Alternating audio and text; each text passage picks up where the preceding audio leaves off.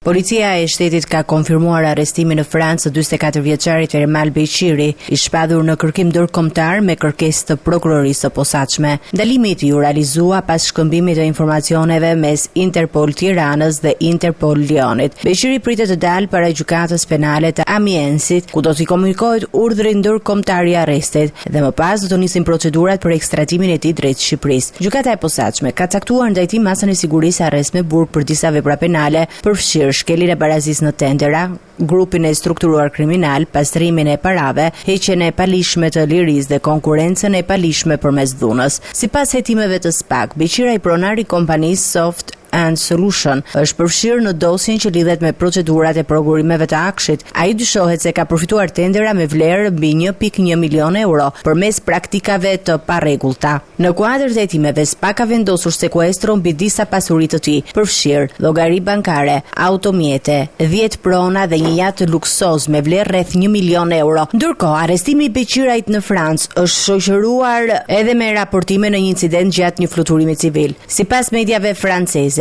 ai ishte duke drejtuar një avion të vogël mbi centralin bërthamor, duke kaluar në lartësinë e lejuar të fluturimit mbi një zonë të ndjeshme. Pas këtyre raportimeve, avionët ushtarak francez e shoqëruan mjetin fluturues deri në aeroportin e Albertit ku piloti u ndalua. Në kontrollin e kryer, dyshohet se u gjetën edhe pajisje gjurmuese. Autoritetet franceze kanë marrë në shqyrtim edhe pistën e një aktiviteti të mundshëm të dyshimit, ndërsa Beqiri ka deklaruar se ulja e lartësisë ishte pasojë një gabimi teknik dhe se në atë moment po fliste në telefon me nënën e tij. Sipas mediave franceze, ai është gjobitur me 7.000 euro për shkelje të rregullave të fluturimit dhe më pas i është dorëzuar strukturave që merren me hetimin e krimit të organizuar. Ndërkohë, autoritetet shqiptare pritet të ndjekin procedurat ligjore për sjelljen e tij në Shqipëri, ku SPAK vijon hetimet për çështjen e tenderave dhe përfitimet të dyshuara të palishme.